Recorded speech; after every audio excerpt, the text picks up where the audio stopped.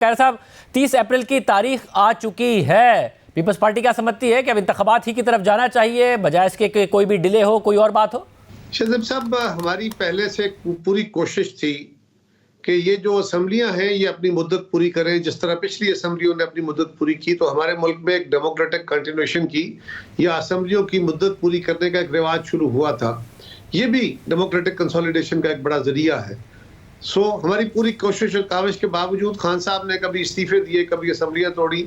हम कोशिश में रहे कि वो असेंबलियां तोड़ने में कामयाब ना हो सके। उसके लिए आपके इल्म में है, सारी कौम जानती है कि एक वक्त वो भी आया कि हम भी इस बात पे कायल हुए और मुस्लिम लीग को भी इस बात पे कायल कर लिया कि इवन चौधरी परवेज इलाही साहब को हम चीफ मिनिस्टर कबूल कर लेते हैं, लेकिन असेंबलियां अपनी मुद्दत पूरी करें। हम उसमें कामयाब नहीं हुए और अब असेंबलियों की मुद्दत इंतखाब की है। उसके ऊपर आइन के तकाजों के तहत मेरा तो हमेशा ये मौक़िफ़ रहा कि आइन के तकाजों के तहत बिल्कुल चलना चाहिए, कोई दूसरा रास्ता नहीं है। इंतखाब ही रास्ता है। सदर पाकिस्तान का ना पहले ये इस्तेहकाक हम तस्लीम करते थे, ना आज ये इस्तेहकाक तस्लीम करते हैं, लेकिन उनके इस्तेहकाक को अगर इलेक्शन कमीशन ने तस्लीम कर लिया और इलेक्शन कमीशन ने डेट दे दी है तो बिल्कुल इलेक्शन की तरफ जाएंगे और हम अपनी तैयारी करेंगे। तो खैर साहब, क्या ज़्यादा बेहतर नहीं है कि फिर वफाक के इलेक्शन भी फिर सूबों में साथ ही हो जाएं? शहज़ेब साहब, ये बेहतर होता कि एक ही साथ होता और हमें 2 महीने 3 महीने पहले इलेक्शन करा देने में कोई हर्ज ना होता अगर इमरान खान उस वक्त हमारी बात मान लेते। उन्होंने पाकिस्तान के पूरे निज़ाम को हाईजैक करके जो अनसर्टेनिटी क्रिएट की है, इसको वो अपने लिए एक टूल के तौर पे इस्तेमाल करना चाहते हैं। एक तरफ इदारा जाती लड़ाई है, कभी वो फौज के साबिक सरबराह से, कभी मौजूदा सरबराह से, कभी इलेक्शन कमीशन से, कभी अदालतों से। आजकल तो खैर अदालतों से अगर नहीं, लेकिन पार्लिमान से, सियासी जमातों से। इस तसादुम में वो अपनी पॉलिटिक्स की ग्राउंड पैदा करना चाहते हैं या उसको ऊंचा करना चाहते हैं। उनके मुतालबे के तौर पे ये बात नहीं मानी जा सकती। हमारी दानिश में ये इलेक्शन मौजूदा इस अर्ली इलेक्शन होना मुनासिब नहीं है, लेकिन अब क्योंकि एक तकाजा है लिहाजा इसमें हिस्सा भी लेंगे और पूरे जोर से लेंगे और खान साहब को बिल्कुल हम बहुत आला इंशाल्लाह फाइट करेंगे।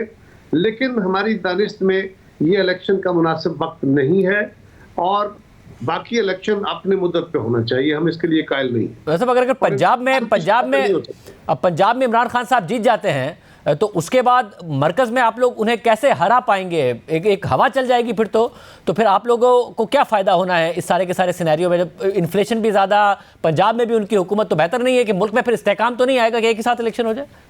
शाहजेब साहब, आप मुझसे बहुत बेहतर जानते हैं कि इस वक्त सिर्फ इलेक्शन खेलना काफ़ी नहीं है। हमने कुछ मुश्किल तरीन फैसले किए हैं और इस वक्त भी हम नेगोशिएशन में हैं। आज के जो हालात हैं, मौजूदा पॉलिटिकल जो सब इत्तेहादी हुकूमत है, उसके लिए चीज़ें संभालनी मुश्किल हो रही हैं और इतना बड़ा दबाव है इंटरनली भी एक्सटर्नली भी। और अगर हम इस वक्त में केयर टेकर गवर्नमेंट ले आते हैं, अनस्टेबिलिटी और बढ़ जाती है और पाकिस्तान जो आलमी इदारों के साथ ताउन कर रहा है और उनसे मुआवनत ले रहा है, अगर वो तातुल का शिकार होकर 3-4 महीने और डिले होती है, हम भी खुदा न खास्ता किसी बड़े हादसे का शिकार हो सकते हैं। सिर्फ इसको एक नज़र से नहीं देखना चाहिए, उसका दूसरा एंगल भी हमारे सामने है और हम समझते हैं कि इस वक्त बिल्कुल मुनासिब नहीं। और अगर आप जीत गए तो खान साहब ने मानना नहीं है, ना तो वो पंजाब का आउटकम मानेंगे, ना ही फिर उसके तहत वफाक का इलेक्शन मानेंगे। तो मुल्क में इस्तेहकाम की तो कोई सूरत ही नहीं नजर आती अगर ये अलग अलग मामला होने जा रहा है। शहज़ेब, अगर कोई अनलिमिटेड टाइम तक अपने नखरे दिखाएगा तो सियासत उसको बर्दाश्त नहीं करेगी। कौम के सामने भी उसकी एक हद है, मीडिया भी उसको एक हद तक डार्लिंग समझ सकता है, उसके नखरे उठा सकता है। एक वक्त आएगा कि सारों सबको रियलिटी चेक देना पड़ेगा। इलेक्शन फेयर होने चाहिए, फेयर होंगे इंशाल्लाह। और खान साहब जीते या हम जीते, जो भी जीतेगा, कौम के सामने रिजल्ट होंगे, मीडिया सब कुछ देख रहा होगा।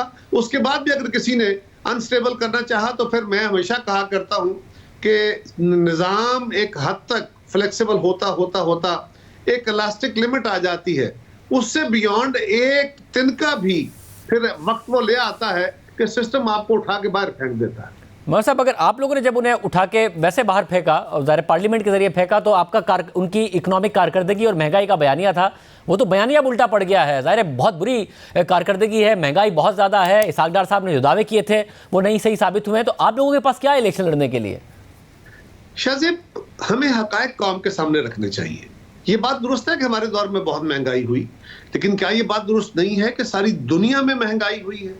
हमारे दौर में यकीनन पाकिस्तान में यूटिलिटीज के बहुत महंगी हुई है, लेकिन क्या ये दुरुस्त नहीं है कि सारी दुनिया में तेल, गैस, बिजली महंगी हो गई है? हमारे यहाँ मार्केट श्रिंक हुई है, तो क्या ये सारी दुनिया के अंदर ये फिनोमिना नहीं है? वो मुल्क जो तेल पैदा करने वाले हैं, वहां तेल की कीमतें कितनी गुना बढ़ गई है। तो हम कौम के सामने वो हकायक रखेंगे कि वो कौन सी चीजें हैं जो हमारे गलत फैसलों की वजह से महंगी हुई है, और अगर कोई आलमी और लोकल हालात की वजह से ऐसी हुई है तो उसमें हमारी जगह जो भी बैठा होता क्या कमाल कर लेता। मतलब तो क्या पंजाब और खैबर पख्तूनख्वा में आप लोग फिर अलग अलग इलेक्शन लड़ेंगे, मिलके लड़ेंगे पीडीएम के प्लेटफॉर्म से? इसके बारे में अभी कुछ कहना मेरे लिए कबल अज़ वक्त होगा। मेरी जमात का इस पर कोई फैसला जो आएगा फिर मैं आपसे शेयर कर सकूंगा।